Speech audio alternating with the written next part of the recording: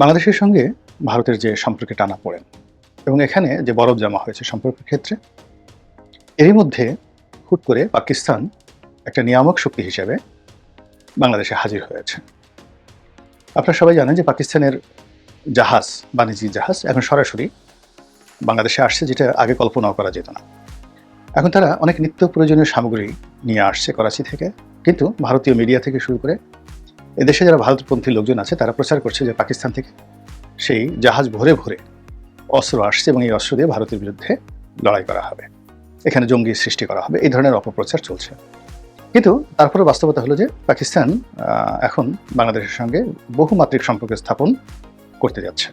আমাদের দেশে যে পাকিস্তান লবির লোকজন আছে, মানে প্রথম থেকে এই দেশে পাকিস্তান লবির যেমন লোকজন ছিল, আছে, আমেরিকার লবির লোকজন ছিল, যারা বাংলাদেশের যে কোনো স্বার্থ দরকার হলে জলাঞ্জলি দিয়ে আমেরিকার জন্য কাজ করে থাকে। এদেরকে সিআই এজেন্ট বলা হয়, আমেরিকার দালাল বলা হয়। আবার অনেকে দেখা যাচ্ছে দালালও নয়, ঠিক এমন একটা পর্যায়ে হয়তো বছরে একবার বা দুইবার মার্কিন দূতাবাসের যে কোনো অনুষ্ঠানগুলো হয় সেখানে এদেরকে দাওয়াত করা হয়, তারা এক কাপ চা খেয়ে আসে, একটু নাস্তা করে আসে, এতেই তারা খুব খুশি এবং আমেরিকার পক্ষে তারা কথা বলতে থাকে। একইভাবে রাশিয়ার দালাল আছে আমাদের দেশে। তারপরে বিভিন্ন দূতাবাসের দালাল আছে, পশ্চিমা দূতাবাসগুলো আছে, তাদের একটা লিস্টেড যাকে বলা হয় পেটোয়া বাহিনী।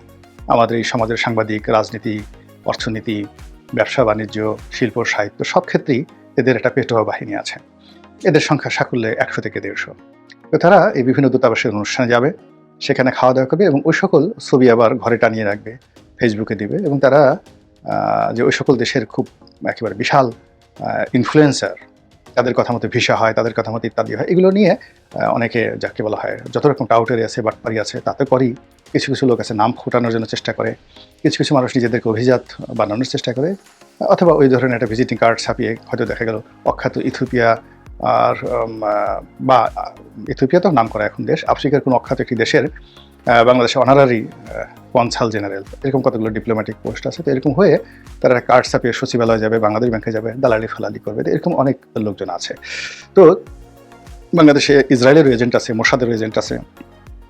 তো এই সকল এজেন্টগুলোর মধ্যে সবচেয়ে বেশি সাম্প্রতিককালে 3টি দেশের এজেন্টকে আমরা দৃশ্যত অ্যাক্টিভ দেখতে পাচ্ছি। এই মুহূর্তে বাংলাদেশে একেবারে পোয়া 12 হলো আমেরিকান যারা এজেন্ট, আমেরিকার যারা দালাল, এই মুহূর্তে তাদের একেবারে বলতে গেলে কি বলবো, পোলাও কোরমা ছাড়া এখন তারা কোনো কিছু খাচ্ছে না, ঘি মাখন মধুতে তাদের জীবন সয়লাভ হয়ে গেছে। এই মুহূর্তে সবচেয়ে দুরবস্থার মধ্যে আছে যারা ভারতীয় দালাল, ভারতের এজেন্ট বা ভারতের তাবেদার, ভীষণ রকম খারাপ একটি অবস্থার মধ্যে তারা আছে। আর দীর্ঘদিন ধরে যারা যাকে বলা হয় পাকিস্তানের দালাল ছিল, তারা এই সময়টিতে এসে খুব ছটফট করছে। মানে নতুন পানি যখন আসে তখন দেখবে যে অনেক মাছ সেই নতুন পানিতে গজায় এবং কিছু কিছু মাছ, পুঁটি মাছ, তারপরে অন্যান্য ছোটো ছোটো মাছগুলো খুব লাফাতে থাকে, পানির উপরে লাফাতে থাকে, ওই মাছগুলো লাফাতে থাকে, নতুন পানির গন্ধে তারা মাতোয়ারা হয়ে যায়।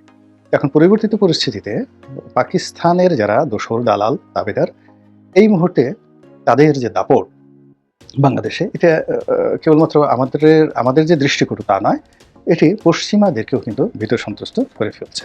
তো যাই হোক, সেই যারা পাকিস্তানের দালাল, তাবেদার রয়েছেন, তারা এই পাকিস্তানের মহত্ব, পাকিস্তানের প্রয়োজনীয়তা, তারপরে পাকিস্তানের সঙ্গে বাংলাদেশের বন্ধুত্ব হলে আমরা ভারতকে কীভাবে শায়েস্তা করব, এগুলো বিভিন্নভাবে মার্কেটিং করার, ব্র্যান্ডিং করার, এস্টাবলিশ করার। এখানে মার্কেটিং, ব্র্যান্ডিং, এস্টাবলিশ করার যে 3টা শব্দ ব্যবহার করলাম। আপনারা যারা মার্কেটিংয়ের ছাত্র বা আপনারা যারা ব্যবসা বাণিজ্য বোঝেন, তারা জানেন যে 3টি শব্দের গুরুত্ব কতখানি। এই কাজটি তারা কিন্তু আলটিমেটলি করে ফেলেছে পাকিস্তানের দাবিদাররা। পাকিস্তানের সঙ্গে আমাদের বন্ধুত্ব থাকতে হবে, পাকিস্তানের পণ্য ভারতের চেয়ে ভালো এবং সস্তা। ভারতে চিকিৎসাতে না গিয়ে বা ভারতে ভ্রমণ করতে না গিয়ে আমরা যদি পাকিস্তানে ভ্রমণ করতে যাই, এটা কতটা সাশ্রয়ী, কতটা আরামদায়ক। এজন্য সামাজিক মাধ্যমে নানা রকম ভিডিও ক্লিপ সেখানে ছেড়ে দেওয়া হয়েছে। পাকিস্তানের নৈসর্গিক দৃশ্য, তারপরে সেখানকার নারীদের সৌন্দর্য, স্ট্রিট ফুড থেকে শুরু করে পর্যটনের অন্যান্য যে সকল আকর্ষণীয় বিষয়াদি থাকে, এগুলো ব্যাপকভাবে প্রচার করা হচ্ছে। আর যেটি করা হচ্ছে সেটি হলো পাকিস্তানের সঙ্গে বাংলাদেশের যে সরাসরি বিমান যোগাযোগ, ভাড়া কমানো এবং এখন পাকিস্তানে যেতে হলে বাংলাদেশে যারা লোকজন তারা অনলাইনে ভিসা পেয়ে যাবে সঙ্গে সঙ্গে এবং তাদেরকে কোনো ভিসা ফি দিতে হবে না। এটি পাকিস্তান সরকারের পক্ষ থেকে ঘোষণা করা হয়েছে। ইতিমধ্যে পাকিস্তানের যিনি বাংলাদেশের রাষ্ট্রদূত রয়েছেন তিনি যথেষ্ট তৎপর। আগে একসময় ভারতের রাষ্ট্রদূত যেভাবে সব জায়গায় যেতেন তার চাইতে এখন উনি অনেক গতিময়তা নিয়ে, স্বাচ্ছন্দ্যতা নিয়ে, আনন্দ চিত্তে বেগম জিয়ার সঙ্গে দেখা করতে যাচ্ছেন, জামাতের লোকজনের সঙ্গে দেখা সাক্ষাৎ করছেন।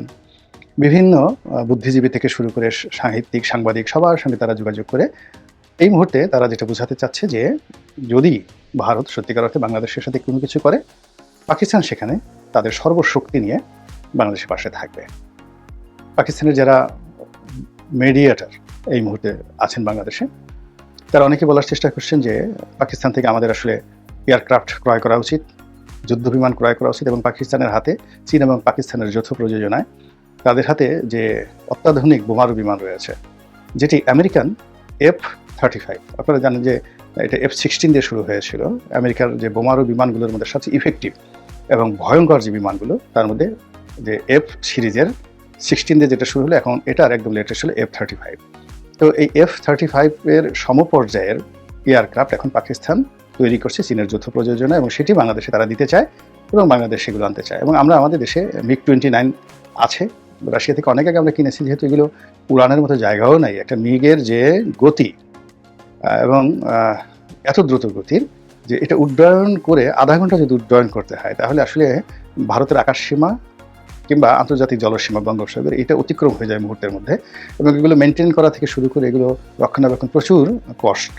তো এইগুলো রাশিয়া থেকে আনা হয়েছিল, তখনই বলা হয়েছিল যেগুলো আসলে আমাদের দরকার নেই, মূলত এখানে একটা কেনাকাটার মাধ্যমে ডিল করার জন্য, বিশাল একটা ডিল করার জন্য এই কাজগুলো করা হয়েছে। একইভাবে বিগত আমলে অর্থাৎ আওয়ামী লীগ যখন ক্ষমতায় ছিল তখন কোরিয়া থেকে দায়ু কোম্পানির ওখান থেকে একটা যুদ্ধজাহাজ কেনা হয়েছিল অনেক টাকা দিয়ে এবং সেখানে প্রায় 800 কোটি টাকা চুরি করা হয়েছিল এবং সেই মামলা তখন হয়েছিল সাবেক প্রধানমন্ত্রী শেখ হাসিনার বিরুদ্ধে 96,000 অ্যাকশনে। তখন আব্দুল আল মিন্টু সাহেব ছিলেন আওয়ামী লীগের এবং তিনি এটা নেগোশিয়েট করেছিলেন এবং তিনিও সেই মামলার সঙ্গে ছিলেন এবং তিনি ওই মামলায়, যদি এখন আব্দুল আল মিন্টু বিএনপিতে আছেন, তো এরকম তখন বলা হয়েছিল যে বাংলাদেশের মতো একটা দেশের আসলে এই মুহূর্তে ওইরকম যুদ্ধ জাহাজ দরকার নেই, শুধুমাত্র টাকা কামানোর জন্য এটা করা হয়েছে। এখন সেই যুদ্ধ জাহাজটি কোথায় আছে, ফ্রিগেটটি কোথায় আছে, আই ডোন্ট নো, দায়ু কোম্পানি সেটি কোথায় আছে। কিংবা এরশাদ আমলে অনেকগুলো গানবোট কেনা হয়েছিল জাপান থেকে মারুবিনি কোম্পানির মাধ্যমে। তো সেই মারুবিনি কোম্পানি তখন প্রচুর ঘুষ দিয়েছিল এবং সেটা নিয়ে এরশাদ সাহেবও সেই মামলার আসামি ছিল। তো সেই মামলার অবস্থা কি আমি জানি না এবং সেই ঘুষ কত কোটি টাকা ওই সময় লেনদেন হয়েছিল সেটাও জানি না, আর সেই বোটগুলো এখন কোথায় আছে তাও জানি না।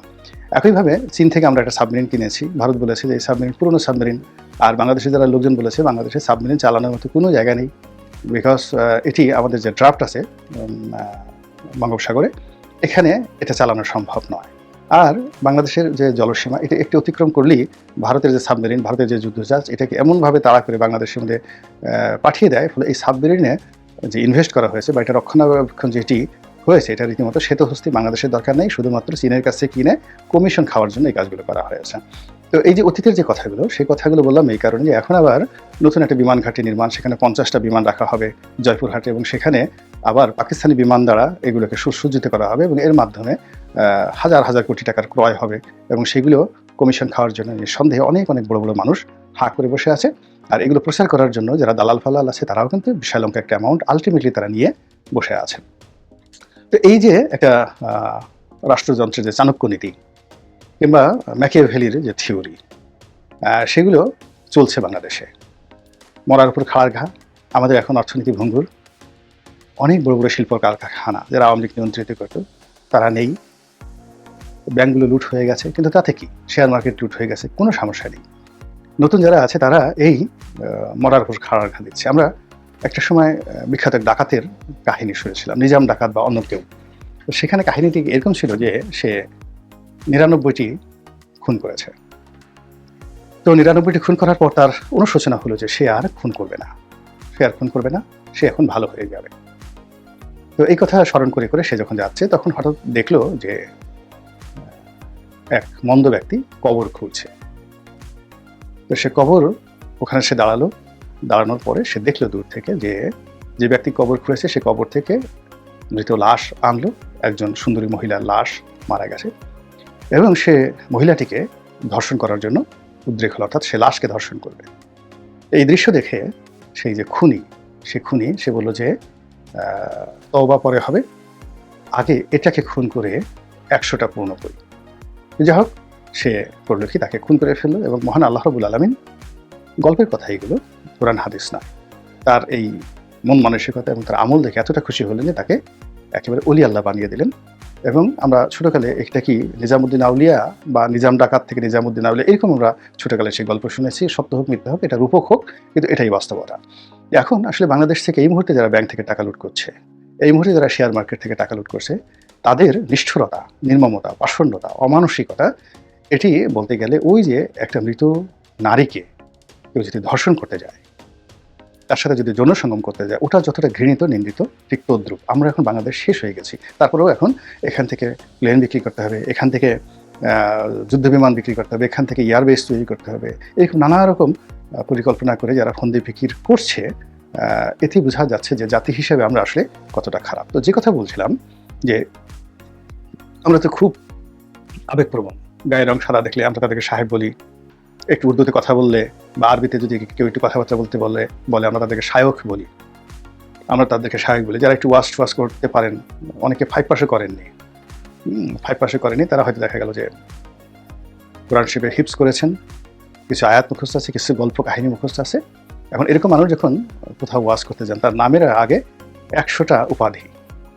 সেই কি উপাধি? আলা হজরত, জিন্নুরাইন, নাউজুবিল্লাহ মিন জালিক, তো আলা হজরত, কুতুবে রব্বানি, এরকম হাজার রকম, দরিয়ায়ে বুরহানি, এরকম নানা রকম তাদের যাকে বলা হয় উপাধি দিয়ে এরপরে আমাদের জনগণকে বিভিন্ন রকম গল্প কাহিনী, কিচ্ছা কাহিনী শুনিয়ে তাদেরকে আবেগপ্রবণ করা হয়।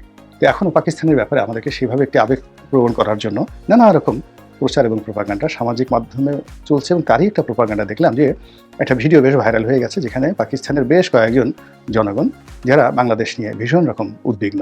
এখন ভারত বাংলাদেশের সাথে যা করছে সেটি নিয়ে তাদের বক্তব্য হলো যে আমরা দরকার হলে বাংলাদেশকে পারমাণবিক বোমা দেব। ভারত পাকিস্তানের জনগণ বলছে বোমা দেব, এবং বাংলাদেশ যদি আক্রান্ত হয় শুধু বোমা দিয়ে নয়, আমরা বাংলাদেশের ভাইদের পক্ষে দাঁড়ানোর জন্য নিজেরা যুদ্ধ করবো এবং বাংলাদেশে যাব। এখন বুঝতেই পারেন যে এই কথা শোনার পরে আপনার কি প্রক্রিয়া হবে, আগামী কর্মপন্থার প্রক্রিয়াটা কেমন হবে, আপনার অনুভূতি কেমন হবে, আবেগ কেমন হবে, এই বিষয়গুলো নিয়ে ভাবতে থাকুন, আবেগতাড়িত হতে থাকুন, আর আমাদের পাকিস্তানি ভাইদের যে প্রচার, সেই প্রচারটা এনজয় করতে থাকুন। আল্লাহ আমাদের সবাইকে হেদায়েত দান করুন এবং হেফাজত করুন। আসসালামু আলাইকুম ওয়া রাহমাতুল্লাহি ওয়া বারাকাতুহু।